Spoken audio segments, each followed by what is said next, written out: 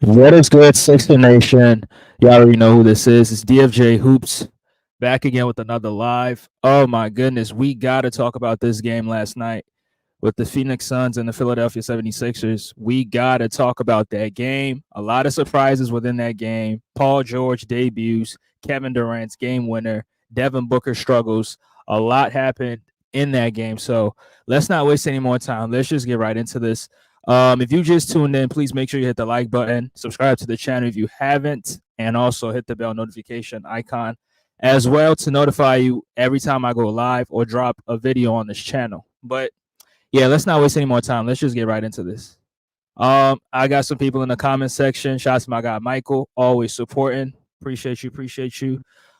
He says it was a good game all around, but the late game execution has to get a lot better, which I definitely agree with.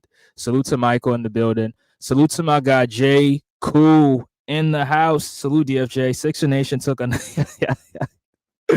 man. J. Cool always kicking up dust when he come up in here, but yeah, appreciate you, bro.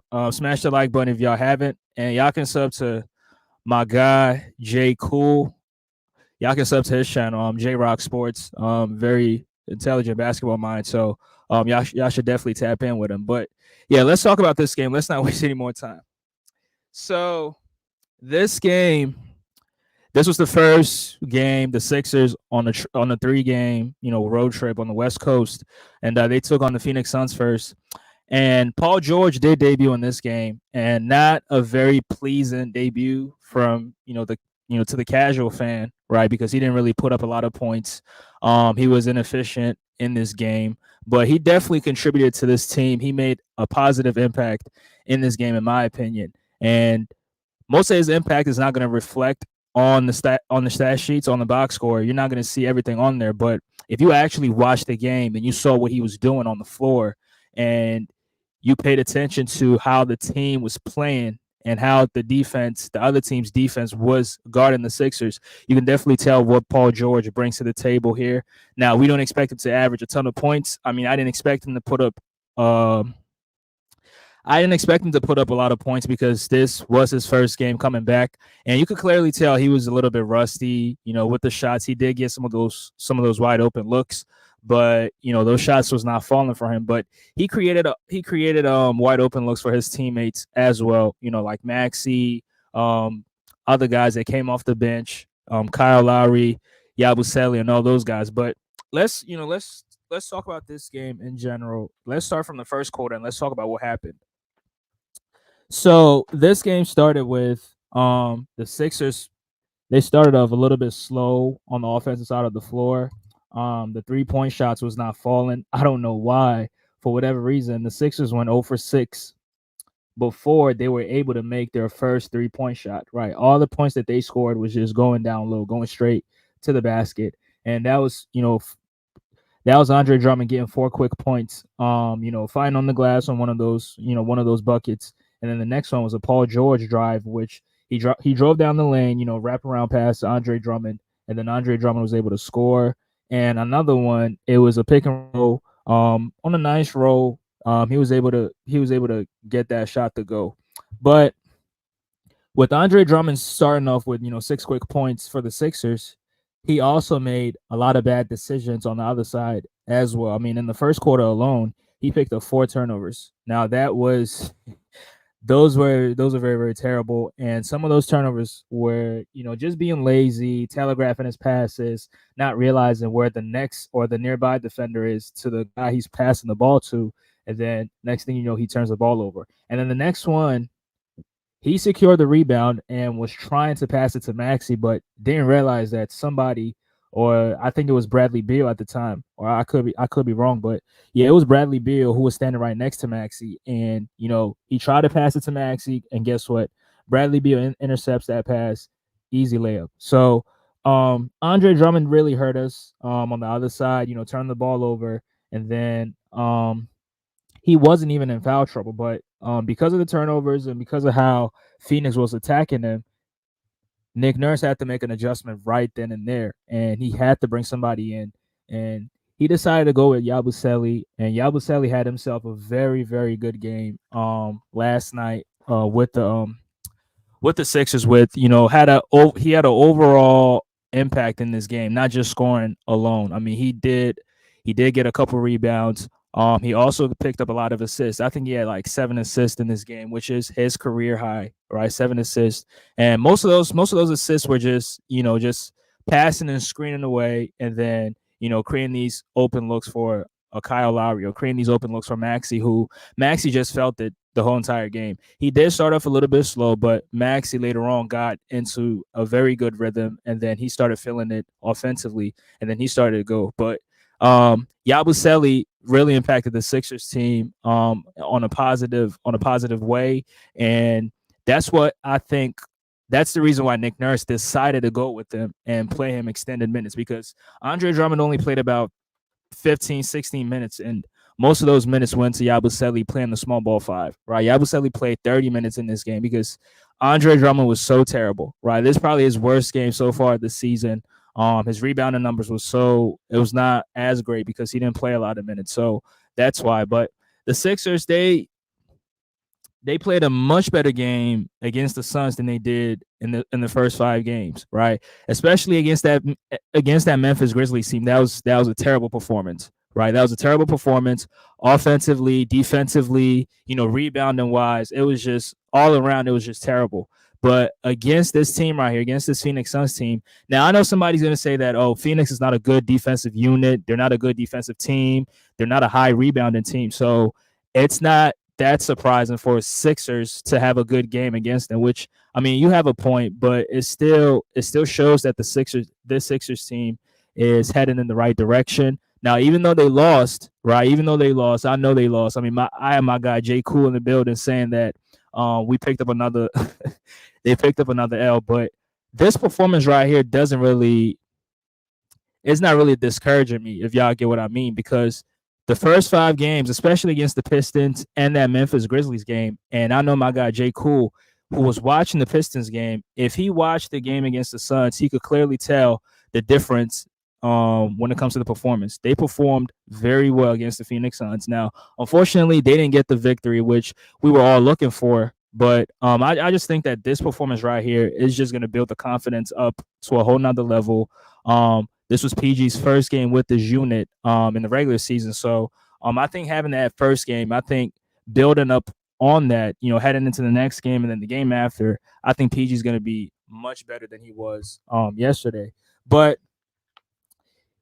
the Sixers, like I said, they started off 0 for 6 from the 3-point line, and that's where Eric Gordon comes in, Kyle Lowry comes in, and, they start making threes. Yabusele came in and, they started making threes. And it started off with Kyle Lowry. Now, I get, Sixer fans saying that Nick Nurse only plays all these old guys, all these old players, and he got to give the young guys a little bit of playing time, which I agree with. But in this game in particular, I don't know. I don't see why he should have played other guys, because Kyle Lowry was doing what he was supposed to do, right? Being a floor general, being a leader, knocking down open shots, creating open shots, and just giving you an all-around basketball performance from a veteran.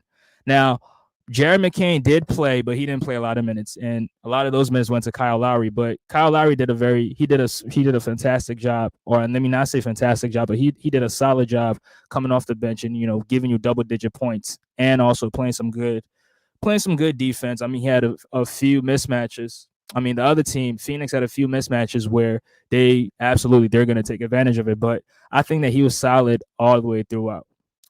Now, let me talk about the Phoenix Suns on the other end for a minute. Now, I think the Sixers got lucky because this player always goes off on the Sixers. And I didn't even realize this. Devin Booker averages against the Sixers.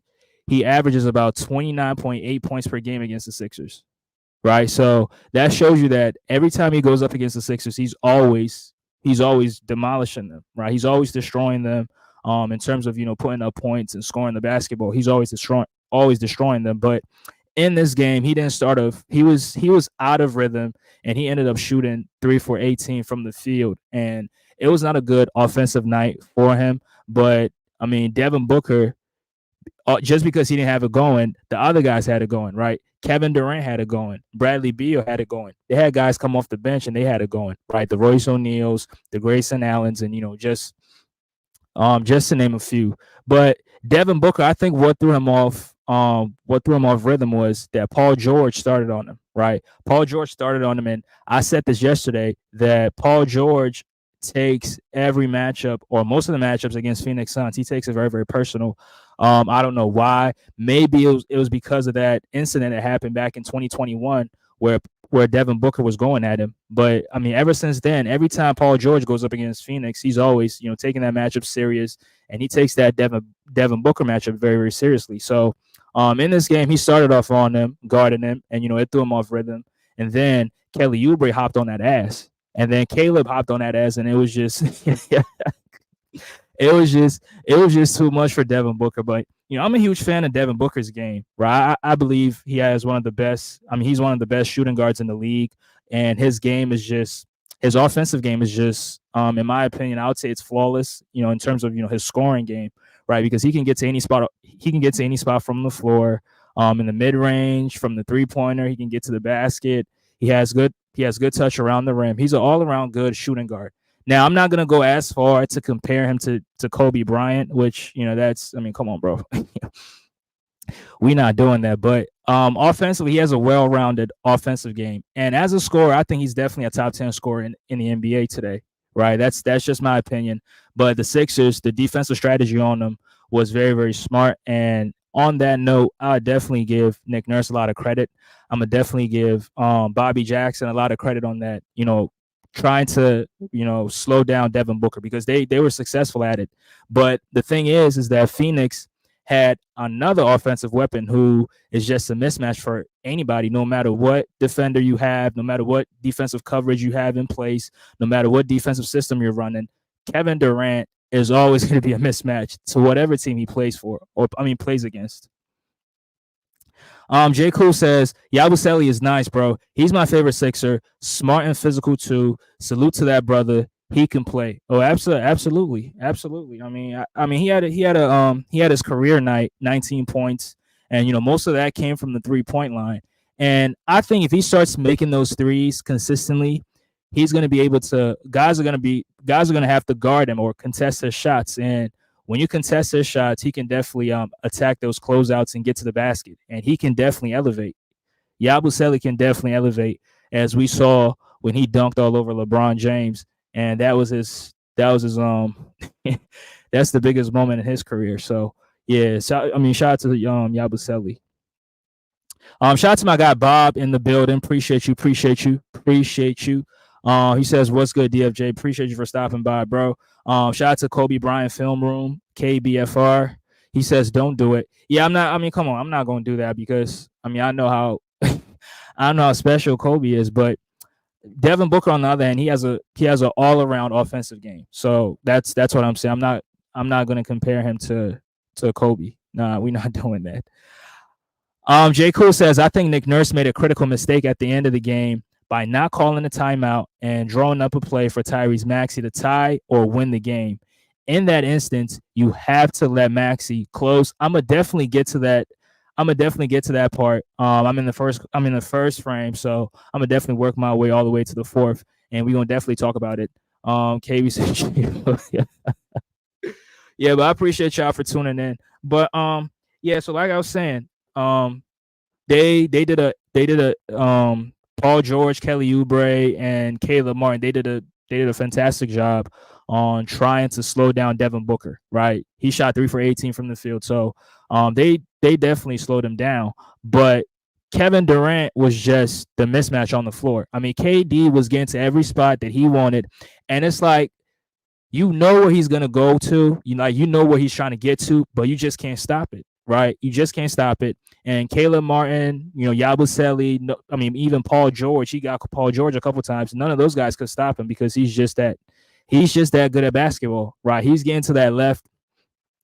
That 18-foot area, and then he's just elevating on that one-legged fadeaway shot, and it's just nothing you can do, right? Because his release point is just high, and you just have to pray he misses, right? Every shot he took from that spot it looked like it was going in my opinion. Right? It just looked like it was going in my opinion, because nobody was able to bother his shots. Now, in situations like that, me personally, I would say how you guard that is you try to get to that spot before KD even gets there. That's the only way you can.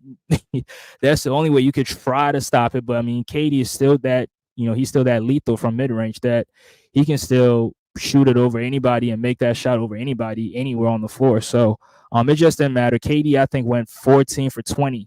He missed only 6 shots, right? Gave the Sixers a 35 piece. And it's just, the Sixers play good defense, but it's just better offense from him. So I don't think the Sixers could have, KJ Martin, Kelly Oubre.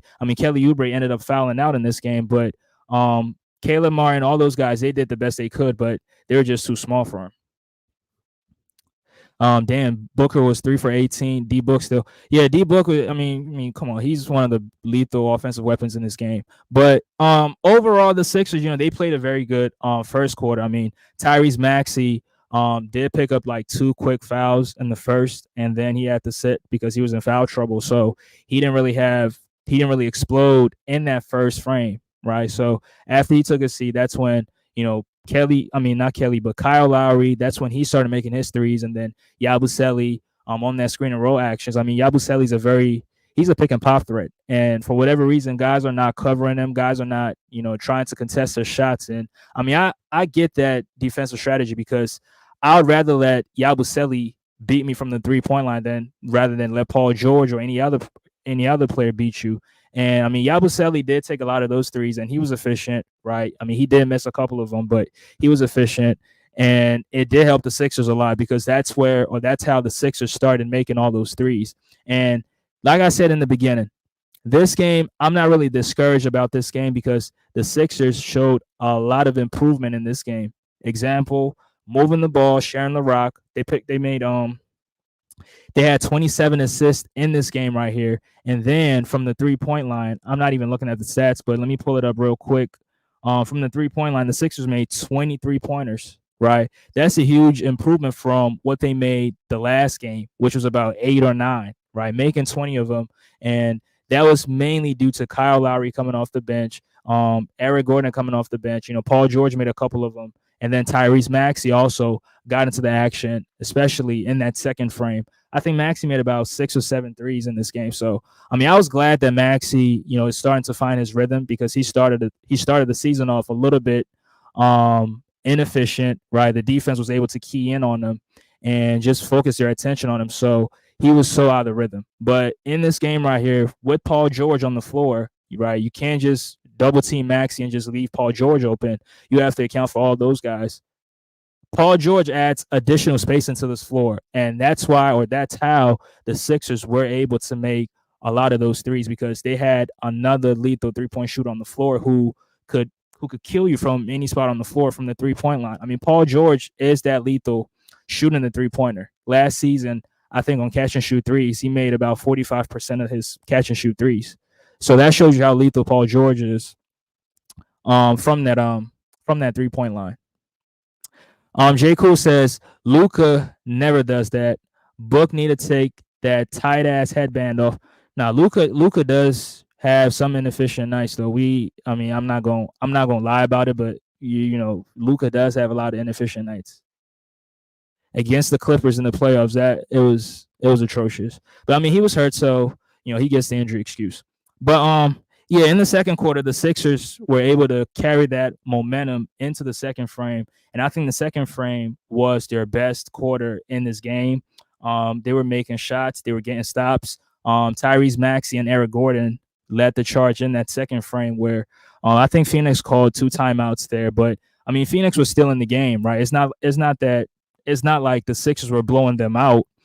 They were still getting to their spots. They were still making shots. Kevin Durant was making shots. He was making plays. Devin Booker I think he had that running layup.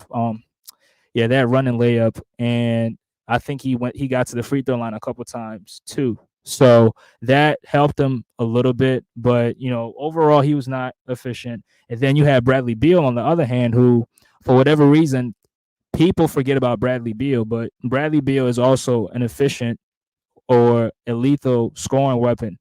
in this NBA. I mean, Bradley Beal has had seasons where he's averaging 30. So he's somebody that you always have to keep your eye on because he can score the basketball and he can also make a play. And they had guys coming off the bench, like I said, Royce O'Neal coming off the bench making threes. Grayson Allen coming off the bench making threes, and then you had Yusuf Nurkic, who was also making threes himself. Right, Yusuf Nurkic was making threes, and his form looks terrible to me, but he shoots it and he makes it. So at that point, I mean, doesn't matter how the form looks. I mean, as long as the ball is going through the hoop, I think that's the only thing that matters at that point. Shout out to the sporting page, man. Appreciate you. He says Tyrese Maxey, the only player in the NBA with over 40 minutes per game. If that's true, then that's crazy. But I mean, I definitely want Maxey to play a lot of minutes. I believe he's still young. I mean, he's just entering year 5. He just scored. He just eclipsed 5,000 points. So shout out to him. But I think he should definitely be playing a lot of minutes. He has a lot. I mean, he doesn't have a lot of miles on his legs, so he should definitely play a lot of minutes. He barely has 10,000 miles on his legs. So if he's not hurt, yeah, play him all the minutes. I don't even care. But this is what y'all respect. This is what we respect. So if he's playing all these minutes, I'm gonna definitely applaud that because not everybody is playing extended minutes like that. J. Cool, the Thunder clapped the Magic. They did. Yeah, the Thunder. They've been the best team in the Western Conference so far this season. So yeah, but the Sixers in that second frame, like I said, they came in and they played very, very good. In my opinion, that was their best. That's the best quarter. I mean, Maxey, Paul George got into a little bit early foul trouble, so that's where Maxey started getting aggressive and getting to the basket, getting into the mid range, and then once he started feeling it, he started moving further and further back to the 3-point line, and he was jacking up those threes. He was so confident from the 3-point line that we had some transition opportunities and he would just stop and just transition 3 and he would just cash it in. And I was like, okay, that's Max again, his confidence. And you always want to see that from Maxey because other guys are being terrible. So Maxey definitely has to pick up the scoring. Now, I didn't want to talk about the 3 of these players, but I have to talk about them, right? And that's Andre Drummond, who I have spoken about. I'm not even going to focus on him anymore because he was terrible in that game. But the other 2 players who were terrible was Kelly Oubre and Caleb Martin. Right, Kelly Oubre was so terrible in this game. Yeah, he did make a couple shots, but sometimes Kelly Oubre's basketball IQ, you just have to just throw it in the trash can. Sometimes the Sixers will have a 2-on-1 opportunity, and Kelly Oubre will have it go into the basket, and then when the defender is coming over to contest them, instead of him doing the easy dump-off pass to a Caleb Martin, he will try to force up a tough contested shot and will end up missing the shot. Right, that's low IQ basketball because it's a 2-on-1 opportunity. I mean, 2-on-1 fast break, and you definitely have to pass it to the player that's wide open. And then he always wants to jack up every shot, and he's not that elite from the 3-point line. And he always wants to jack up shots. He shot 1 for 5 from the 3-point line. Very, very, very atrocious, right? But he kept on jacking them up. Now, I'm not saying don't be confident, right? I'm not saying that, but you're not supposed to take every 3-pointer, right? Sometimes you have to pass up a good shot for a great shot. And sometimes Kelly Oubre has a good shot, but it would have been better if he had made that extra pass into the corner for a great shot. And the Sixers, they lost on opportunities like that. And I believe they probably would have made even more threes if Kelly Oubre was making the right plays and making the right reads. But Kelly Oubre's IQ is not like that. So sometimes you can't even blame him like that because that's not his game. But sometimes you just got to be smart as a basketball player and just realize that the other player has the best chance to make the shot, or the other player has a great look.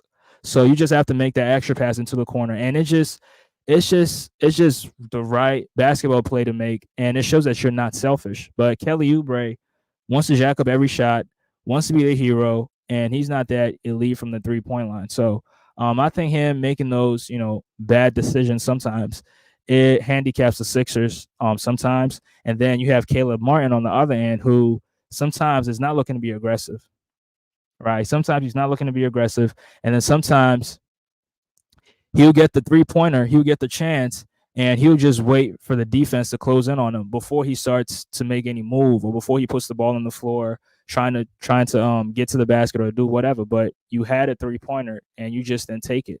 And the hesitation needs to stop. You just have to shoot the ball, right? You just shoot the ball. You're giving us flashes of PJ Tucker, who PJ Tucker will get the ball in the corner and he'll just pump fake and then pass it up. Well, we got him there for 3-point for his ability to make those corner 3-pointers.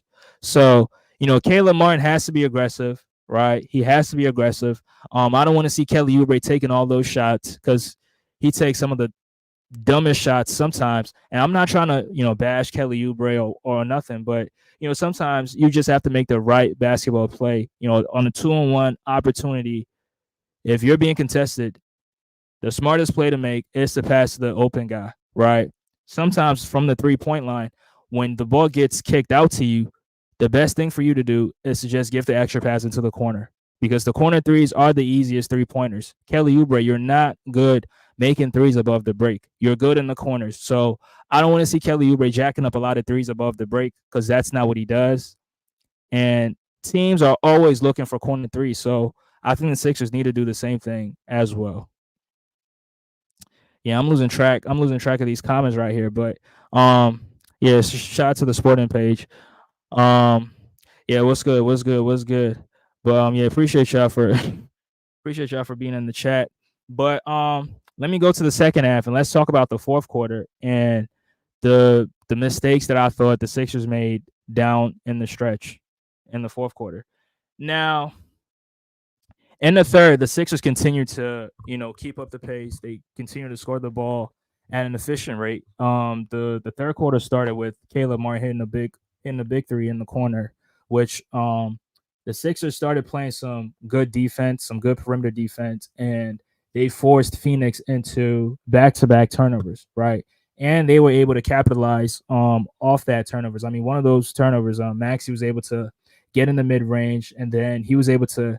That was a tough shot, but Maxey was able to take it, and he was able to make the shot. It was a high arcing shot over the outstretched fingertips of the defender. I think it was Royce O'Neal, and Maxey made that shot. And I was like, okay, Maxey's starting to get more and more comfortable in the mid range, which is a great sign because sometimes he gets all the way to the basket and he doesn't get those calls. So if he's shooting those mid range shots and he's making them, I think that's always going to be a great sign for the Sixers and for his confidence as well. But Maxey started making those mid-range shots, and Phoenix started to make a decision because at this point, Paul George was on the bench, so they started blitzing Maxey off the pick and roll, and that's when Maxey was making those right reads at that time. He was making those right reads to Gershon Yabusele, and Yabusele, like I said, was making shots in the first half.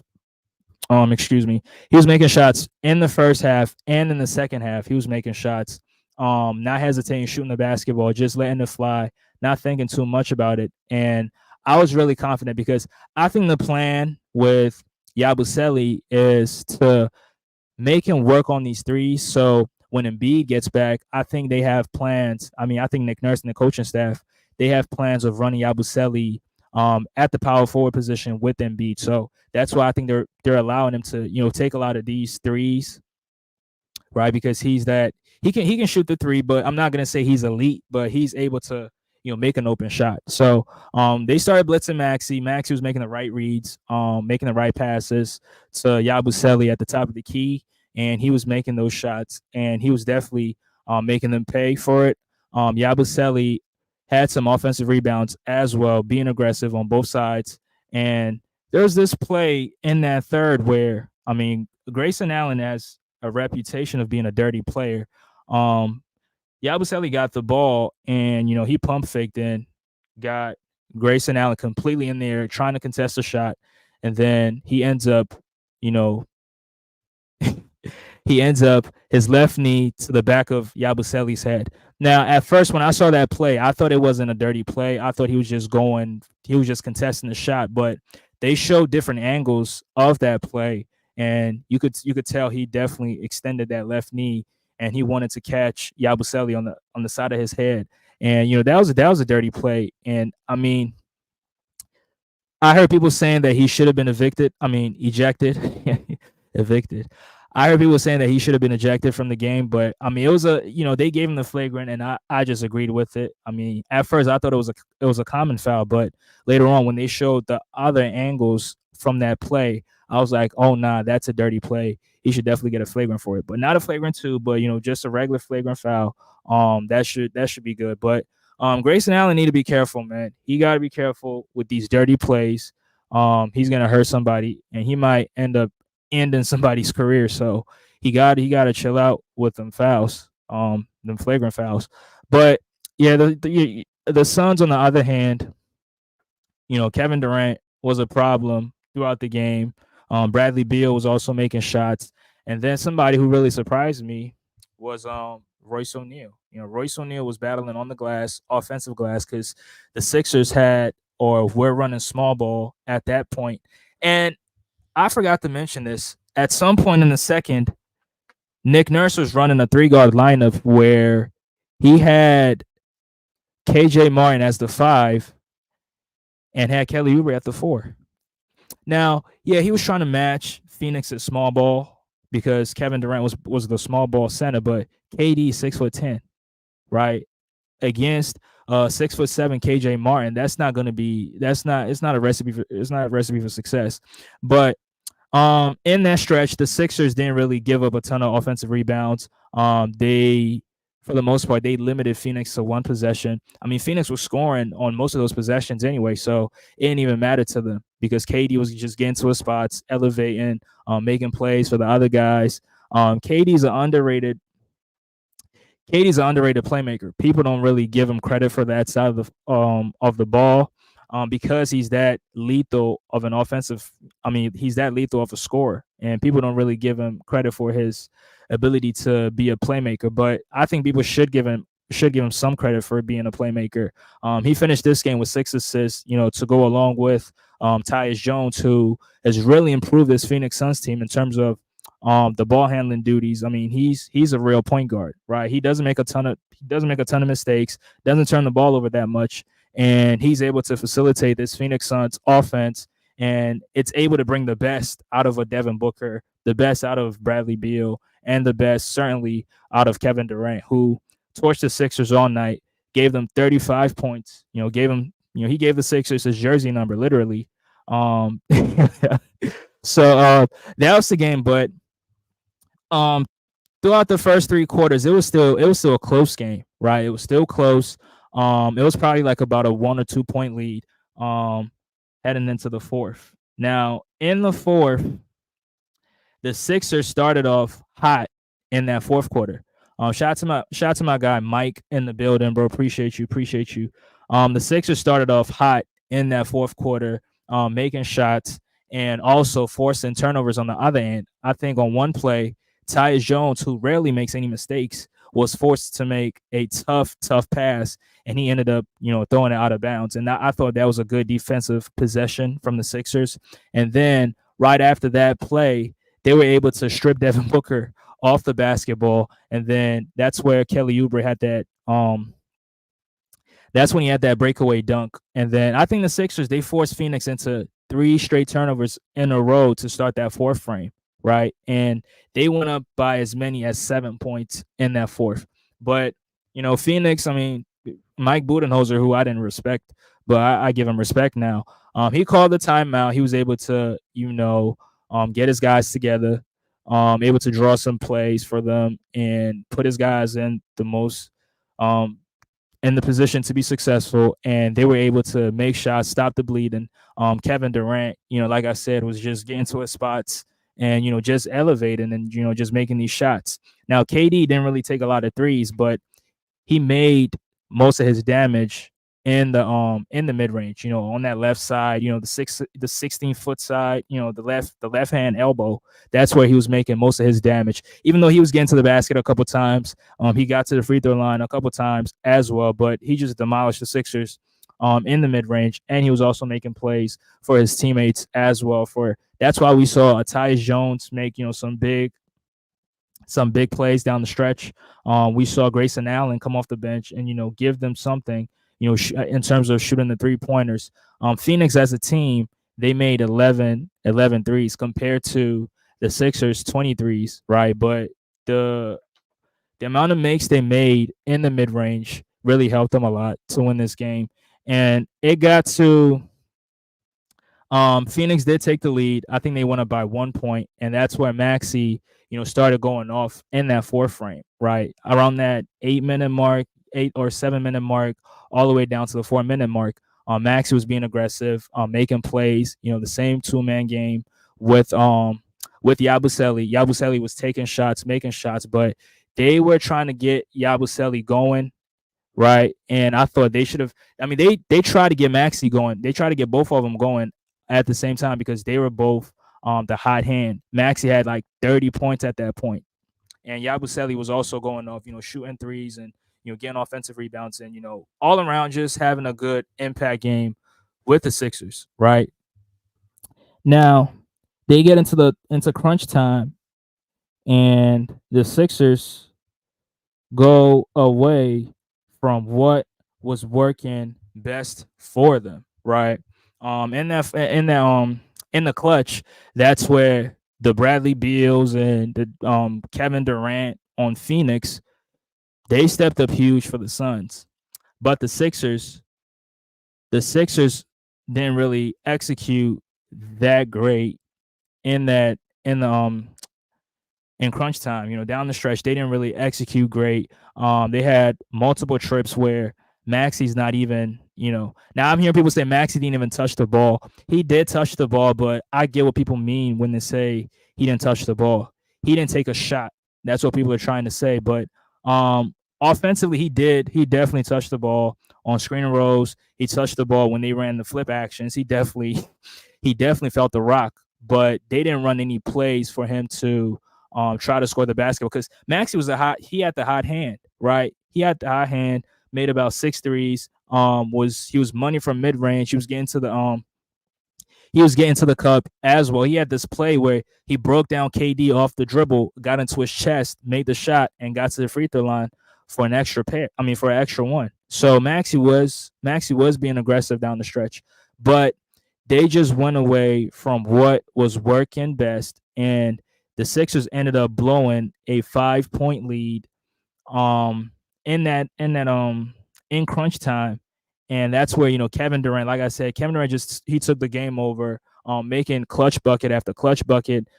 Devin Booker, like I said, was in a straitjacket, so he didn't really score as much. It was all Kevin Durant, and the Sixers had a chance to go up by 1 point, and Maxey had the basketball, right? He had the basketball, went to the free throw line, and he splits a pair at the line. So instead of the Sixers having the opportunity to take that 1 point lead, the Sixers ended up tying the game because Maxey split the free throws at the line, right? He made one, he missed one. And then the Sixers go on the other hand, and the Suns, my bad. The Suns go on the other hand, and Kevin Durant is able to make a layup, right? KD is able to make a layup, so he puts the Suns up by 2 points. So now it's 20 seconds left in the fourth. 20 seconds, 19 seconds, I think, that one, was left in the fourth. And then I get why people were saying, and I get why J. Cool was saying that Nick Nurse should have called a timeout because the Sixers definitely had timeout. So they should have, called timeout and try to run, like a play from Maxey. But I understand why he didn't call the timeout, right? Sorry about that. But I get why he didn't call a timeout because he wasn't trying to let Phoenix set up their defense. I think that's the That was the logic behind it, and he wanted to attack them before they got their defense set. But the Sixers were down 2, and the ball should have definitely went to Tyrese Maxey and not Paul George, because Paul George didn't really have a good offensive game. And in that fourth, he took 3 shots and he missed all 3 of them, right? But Maxey, on the other hand, had made a couple shots. He had gotten to the free throw line, so he was in some sort of rhythm, right? So the best play, if you're not even going to call timeout, which I mean, I agree whether you call timeout or not. I mean, it depends, but I mean, if you call timeout, then you're gonna have to make sure that you draw up a very, very good play. And like I said, I get the logic behind it, because you don't want the other team to get their defense set, so that's fine, that's understandable. But you cannot have Paul George taking that last shot. And I'm not saying that Paul George is incapable of making shots like that, because I've seen Paul George make a lot of game winners, right? I've seen him take and make big shots down the stretch, in the playoffs, in the regular season, buzzer beaters. Like, we've seen that. I've seen that.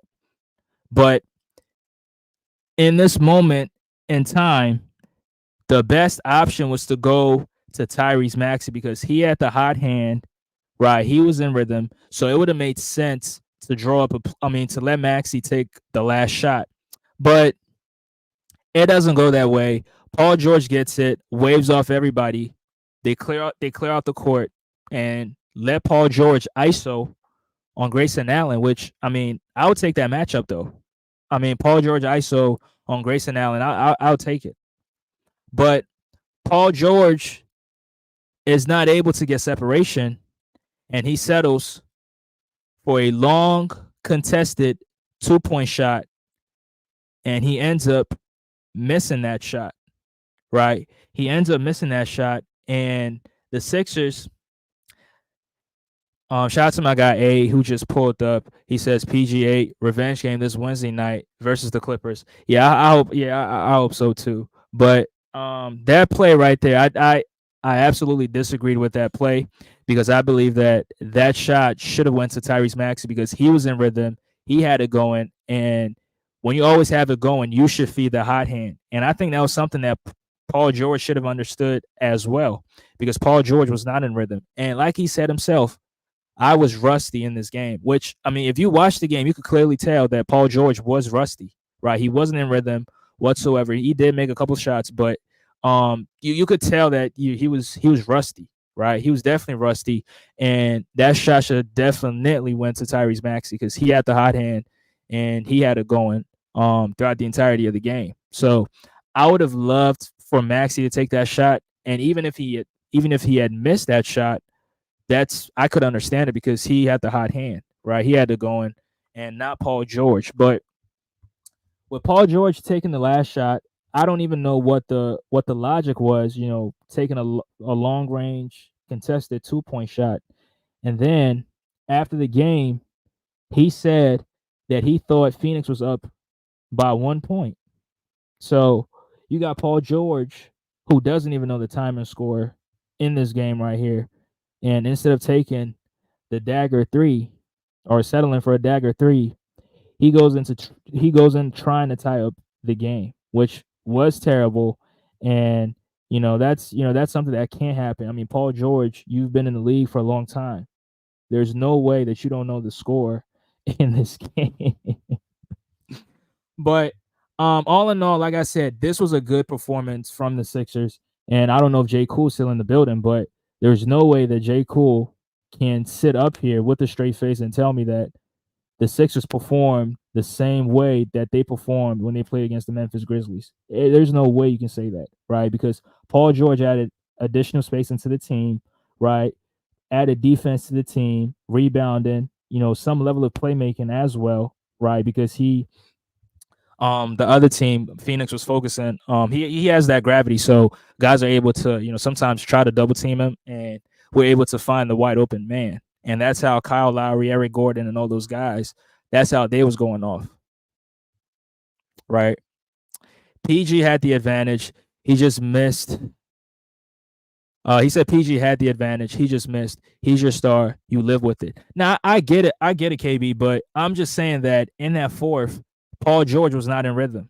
Right? He was not in rhythm, and Tyrese Maxey had it going. Tyrese Maxey had it going the entire game. Right? He had made shots prior to crunch time. Now he did miss that one free throw in the clutch, and that definitely hurt us. I mean, it didn't hurt us because I mean, had he had made those two free throws, if KD still makes the layup, they go up by 1 point. So I don't think that free throw really hurt us. But case in point is that Tyrese Maxey he had the hot hand, so it would have made sense if we have went with Tyrese Maxey. But I mean, Paul George, I'm not mad at it, but I just believe that you just go with the hot hand, and that's where I agree with J. Cool.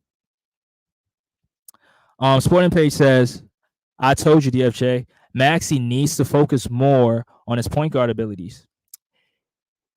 He's a short, he's a short, he's a short guard that is never conducive to winning. I mean, I agree with that, right? I agree with that, and I mean, I think he's still developing that aspect of his game.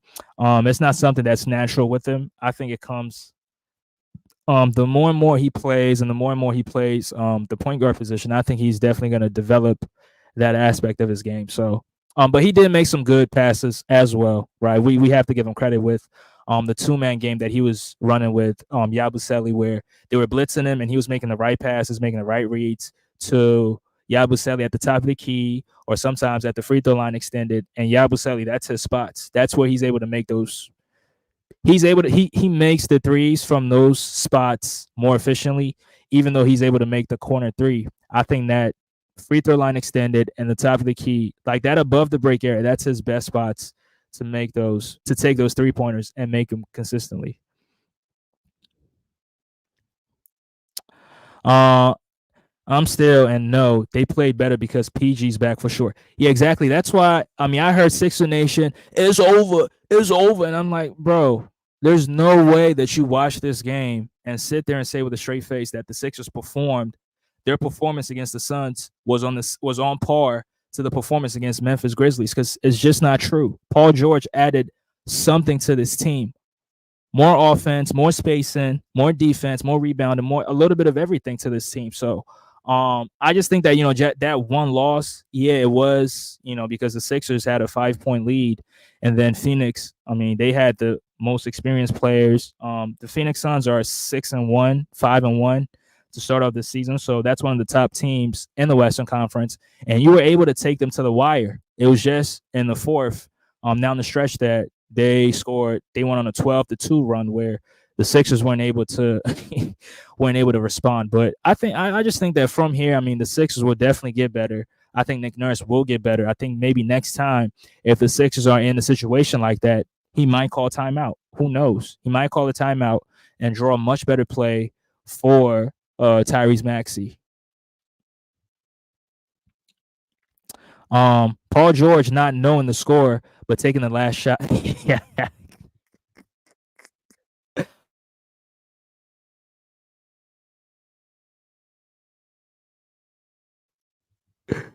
Oh man, sorry about that, but yeah, KB, you funny as hell, bro. Hey man, shout to my guy Blade in the building, bro. Appreciate you for stopping by. Smash the like button if y'all haven't. He says, "Yo, DFJ, hope you're having a splendid day. Happy with Yabusele's performance last night." Oh, absolutely. I mean, career high, 15, 16 points. Nah, he finished with 19 points, 7 rebounds, and 6 assists. So he had an all-around basketball game, right? And like I said, he was making some good passes as well with the passing and screening, and that's how guys like Maxey, Paul George, and Kyle Lowry. Kyle Lowry scored a lot. He made a lot of threes off of the those screening actions from Yabusele. And those screen assists, I mean, people don't really take those seriously, but there's something called a screen and assist, and Yabusele probably had 10 or 11 screen assists in this game, but I mean, people are not going to take that serious anyway. So, but I think that's something that we should definitely point out. The toughest player on the 76ers is their head coach. I think Caleb Martin is also tough. Kelly Oubre is also tough. I mean, Kelly Oubre is a black belt, so I mean, he's definitely a tough player. He's a dog. So I think you should give him credit in that department. He said, break the shot and said, "Wait, what was the score?" Yeah, that was definitely ignorant. That was definitely ignorant, and I don't know how. I mean, man, these guys, bro. That's something you don't even say, bro. If I didn't even know the score, I'm not telling nobody. I'm not gonna tell nobody, bro. But hey, he made his decision. I think next time he'll probably learn from it, right? Because that was definitely terrible.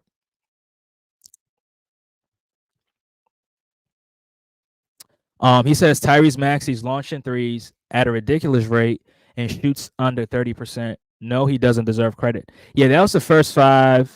Yeah, the first 4 games, first 5 games. But in this game right here, I mean, he got some wide open looks and he was making them. So I just think that this performance right here is just gonna carry over into the next game. So yeah, if you look at his totals, it's not great. And most of those shots, he was just forcing them up. Um, you know, just jacking up threes, getting them up. But some of these threes that he made in this game, with Paul George side by side, Maxey did get some wide open looks, and those are the type of looks that I anticipate him getting. Right. So yeah, overall, yeah, he doesn't because shooting over 30%. I mean, I'm not going to argue that. That's definitely terrible. But I think from this Phoenix Suns game, I think it's definitely going to trend down into the game against the Clippers, and from there, from there on, I would definitely judge him. But I mean, it's still early, so I think if he has good games, that percentage will definitely get better. But Sporting Page, I mean, if you're playing with Kelly Oubre and you're playing with Andre Drummond, your 3 point percentage is not going to look good because these guys are not great. They don't add the spacing to the floor that Paul George gives you. So I just think that we we got to take it a little bit lighter on them. When I turn the TV on and Maxey shoots 10 3 pointers and makes 2 to 3 to 4 assists per game and 40% shooting, it's terrible point guard work. Yeah, yeah, it is, but I think Maxey's gonna get better. I'll put it that way because he's always showing improvement. So I'll just say that he's gonna get better. Mike says, "What's up with Drummond's performance? Trash, trash.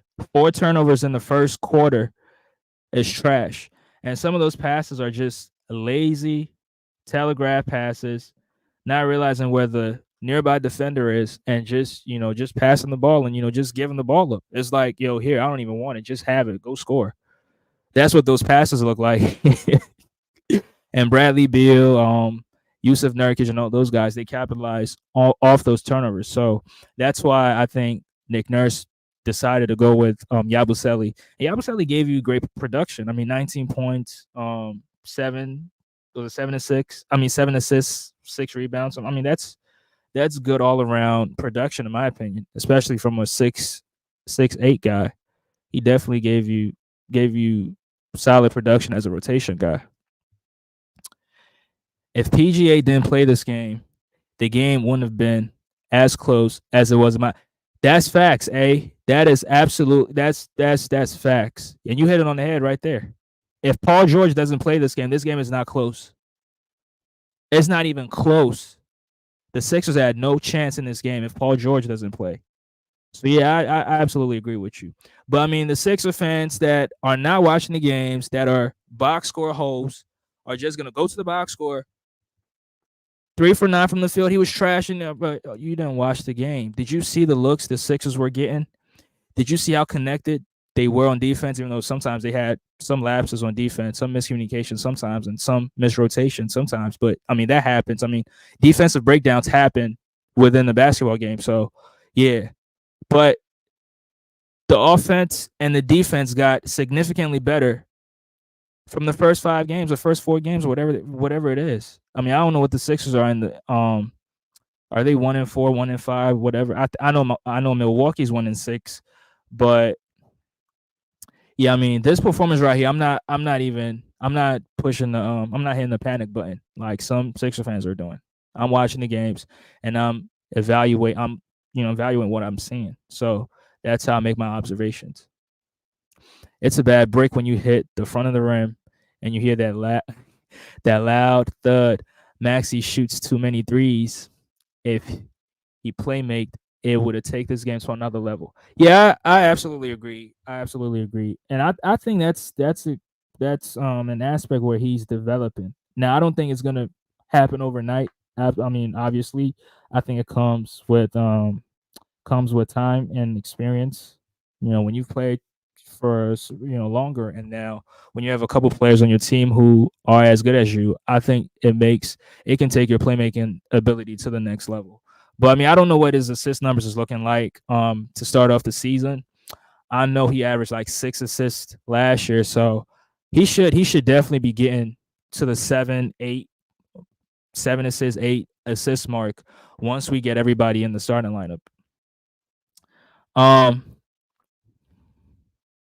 the sporting page says Yabusele is averaging 2 to 2.3 screen assists per game. Drummond is about 3.5. Sabonis leads the NBA with 6. I mean, Sabonis plays a lot of minutes, right? For the Sacramento Kings, and Yabusele, I think this is the first game that he played like 30 minutes a night. So I want to. I mean, I don't know if you can look that up, but if you can look it up, just tell me how many screen assists he had last game, because he most of those points that they were scoring, most of those actions came off that Yabusele screen, and it really helped the Sixers get to the spots. I mean, Maxey helped them get to multiple spots. Kyle Lowry as well, knocking down those threes, and Eric Gordon. Caleb Martin and Kelly Oubre have to shoot the ball better, especially from the three. Yeah, especially with Caleb, because Caleb is a much better 3-point shooter than Kelly Oubre. And Kelly Oubre, I don't know why he loves launching those threes. And like, bro, you're not making the threes, and you keep launching them, bro. And sometimes you have a good shot, but it would be better if you pass it to the corner for a great shot. But Kelly Oubre, sometimes I don't know, wants to be the hero for the team, doesn't want to pass the ball, and it hurts the offense sometimes. So I think he should also get better. I mean, if they're watching film, they should definitely see. I mean, Nick Nurse should definitely point these out, right? On a 2-on-1 fast break opportunity, there's no way you try to force a shot up where you have a teammate that's trailing the play, where you can just dump it off to him and he can have an easy layup.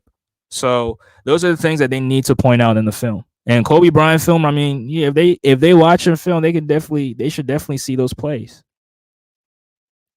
My guy Blayton says Drummond was tripping. I heard he smoked. Yeah, man, y'all crazy as hell. But I mean, let me drop the link. I don't know if y'all Sixer fans want to come in and give me y'all thoughts. I mean, J. Cool and y'all can come in as well, but I want to hear from the Sixer fans more, because some of the fans that I heard from, I mean, it was nasty work. It was nasty work last night. PG taking the last shot isn't really the issue. Take your time and draw up a solid play with a few options. PG could have PG could have taken a shot, but at least everyone is on the same page. Yeah, and Jake, I agree with you that, I mean, Nick Nurse should call a timeout. Which, yeah, if they had called a timeout, that's fine. But I thought that they were trying to catch the Phoenix Suns off guard. But I mean, that play right there, Phoenix already had their defense set. So I think I agree with you that Maxey should have got that. He should have had that last shot, right? And just like Paul George says, just like he said back in Indiana, in situations like that, I got to get the last shot. I mean, in that situation right there, Maxey should have gotten the last shot, right? Maxey should have gotten the last shot. So, now we're not going to do the Gatorade commercial thing. We're not doing that. Nick Sirianni and Nick Nurse should switch teams just for a week. That's the Eagles coach. I mean, I don't know shit about football, so I think that's the Eagles coach. But I mean, they going in on him though. They going in on them on Sirianni. It's nasty. Eagles fans are going in on him. So I mean, I don't know if he wants that smoke from Sixer fans, but Nick Nurse definitely don't want that smoke. He says Maxey had a good assist to turnover ratio last year. To be fair, slightly above 6 assists per game, slightly less than 2 turnovers. Oh, that's great then. That's great. But I mean, most of the offense, he Embiid created most of the offense, in my opinion. I mean, could have because I think Embiid averaged like 5, 6 assists, right around that same ball. But I mean, Embiid averages a lot more turnovers. So yeah. But if his assists was 6 to less than 2, then that's good. But I mean, one point guard that I really wanted for the Sixers was Tyus Jones. Because he was up for the cheap. But according to reports, the only team that he wanted to play for was Phoenix. So maybe the Sixers probably wouldn't have had a chance anyway. Or maybe the Sixers went after him, but he just didn't want to sign with us. So whatever that situation was. Jay, cool. I'm cool with PG taking the last shot. So I found out. Yo, KB, that was the dumbest shit in the world. Like, why would you even come out? Why would you even come out and say that? I mean, if I didn't know the score, I'm gonna keep it to myself. I'm not telling nobody. But hey, to each his own, bro. Yabusele had a bunch yesterday, screen assists. His averages were far lower prior to the game.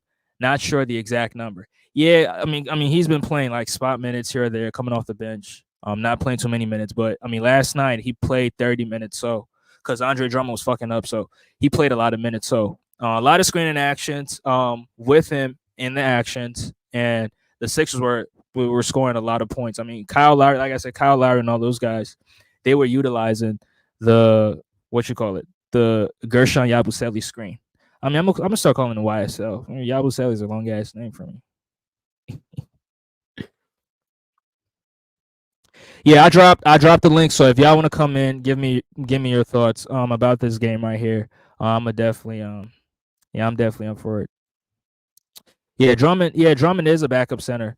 Yeah, he definitely is a backup center, and that's is the reason why he's not a starter because he makes these kind of mistakes. So, if he's playing, that's around the same minutes that he's going to be playing.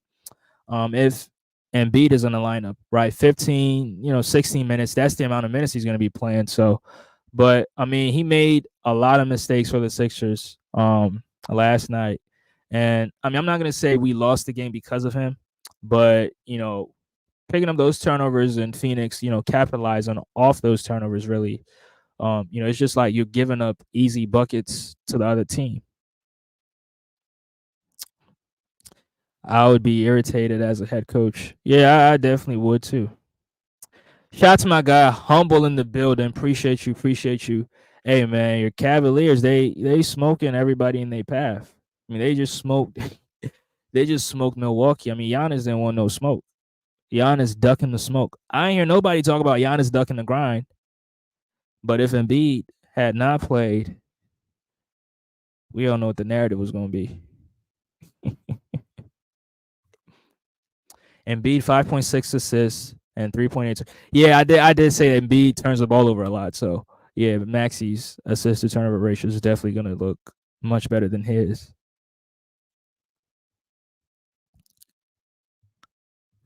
Yeah, he should have said it to himself before he said it out. I don't know why you would even come out and say that. Like that's the dumbest shit in the world. But yeah, I think the Sixers are definitely making strides in the right direction. The offense is getting better. The defense got better. I mean, I think it could get much better, but when you have Drummond in the lineup, it's not going to be as good. Um, I mean, your rebounding numbers is going to look good, but in terms of actual defense and rim protection, not quite right. It's not going to be not quite. But I mean, the Sixers offense is getting much better. 20, especially from the threes, right? We've struggled to make 3 pointers this to start the season off, and they come out in this game 23 pointers, 20 out of 51 3-point attempts. So that's 39%. That's right around the league average right there. So they shot the three ball pretty decent. I mean, Maxey, what you call it, Maxey, Eric Gordon, Kyle Lowry, Yabusele, You know what I'm saying? These guys really shot the ball from the 3-point line very, very efficiently. So they just have to keep it up. But I mean, if Paul George is in the lineup, they're gonna get these same, some of these looks. And if you get some of these looks, you have to definitely knock. You got to make shots. So it's not just getting the looks; it's also making the shots. So they got to make shots. But I mean, yeah, 23s. That's an improvement right there. And also, they had 27 assists. Right? They had a lot of games where they had below 20 assists in the game, but a lot of assists, from Yabusele. Yabusele had a few, outlet passes. That one outlet pass to to Kyle Lowry. That was a funny assist. I wouldn't have counted it as an assist, but hey, it does count. And then that one to Kelly Oubre, that outlet pass, that was good. So they're sharing the ball, and in the half court, it's just the offense was just fluid, in my opinion. It was just fluid. Now they're about to go up against the LA Clippers, right? The Los Angeles Clippers. They just beat the Spurs last night, and they just got their first home victory. So I mean, it would be good if the Sixers can go in there and mess up that joy from getting the first victory at home. And I mean, that'd be PG's homecoming. And I mean, if PG can drop 50 and have his first 50-point game in the NBA, that'd be good. But I don't think Paul George is gonna drop 50. I don't think he's gonna drop. The only way he drops 50 is if he gets super hot from the three. Right? If he gets super hot from the three and make like 13 threes, which I mean, I don't think he's gonna make 13 threes, but yeah, that's the only way he can drop 50. But heading into this game right here, I think the Sixers they can carry. I mean, I think the confidence is just gonna grow. PG's first game with this team. I mean, they're definitely gonna practice. And the performance is definitely. I believe the performance is gonna get much better. Right, the Phoenix performance was good. I think this against the Clippers is gonna be much better, but the Clippers is a much better defensive team. They're the much better defensive unit. I mean, according to Clipper fans, I know the Clippers got lockdown defenders. So it's definitely going to be a task, a difficult task for Tyrese Maxey, Paul George, to be consistent creators from the perimeter and create wide open looks for the team. But I mean, I think Maxey has dealt with difficult defenses before. I mean, Chris Dunn is now the greatest defender in the NBA, but Tyrese Maxey's the same dude who last season walked into Utah and on Chris Dunn's watch dropped 50 points against him. So I think Maxey has a chance to go off against the Clippers. And I mean, I think this game right here, I think that's all that Maxey needed. Like that one game where he's going to be super efficient and be comfortable and be in a good rhythm. I think that's all that he needed. Right. I think Maxey was like a 67, 68% true shooting percentage, right? So he was, scoring efficiency was great, right? So I just think it's going to carry over to the next game, but he's definitely going to have to be aggressive. Going to have to look for his shots and also try to get his teammates involved so the Sixers can get this victory because I believe the Sixers can't lose the game. They don't have. You can't afford to lose against the Clippers, right? I don't think you can afford to lose to the Clippers, else you're going to fall 1-6 in the season. You're already down 1-5. The Sixers have started the season 1-4 before, but the 1-5, 1-6, you don't want to be in that position. And hopefully we can get Joel Embiid back, and that would definitely throw off the Clippers and their game plan and their strategy. Right, when you get Joel, everything changes. How you guard the Sixers changes. So, it was a good game for the Sixers. Hopefully, we can get the next dub. But I dropped the link. Nobody came in, so I guess I'm gonna close it out. I'm gonna close it out right here. I appreciate y'all for tuning in. Appreciate y'all for pulling up for the recap. Shout out to each and every person that tuned in. Shout out to my guy Michael, J. Cool, Kobe Bryant, Film Romy. Y'all can sub to these guys, right? These are some of the best basketball minds. We go at it, even though it's not anything personal, but we go at it basketball wise. It's all basketball talk. But y'all can sub to these channels: Kobe Bryant Film Room, J Rock Sports, and shout to the Sixer regulars. Shout out to my guy Bob. Shout out to Michael. Shout out to Bladen in the comment section. Shout out to A. Shout out to the sporting page, basketball historian. He don't respect my he don't respect my he don't respect a lot of my takes. I mean, not respect. He don't agree with a lot of my takes, but man, it's all good. But yeah, I appreciate y'all for tuning in. Appreciate y'all for tuning in. I'm gonna catch you guys on the next one. Hopefully, I will do a pregame show for the Clippers game. Hopefully we get some good news that Joel Embiid is gonna return. So, I'm just hoping that we get that news so I can I can react to that news and then do a pregame show for the Clipper game. But appreciate y'all. Appreciate you. Appreciate you. A. Appreciate you. But yeah, I mean, y'all gotta hit the link and give me y'all thoughts, man, because I need to hear from some of the Clipper regulars. I mean, the Sixer regulars. My fault. Yeah, but it was a good day. I hope y'all voted. I already did, so I just hope y'all already did as well. But I appreciate y'all for tuning in. I'm gonna catch you guys on the next one. Peace and love. Enjoy the rest of y'all day.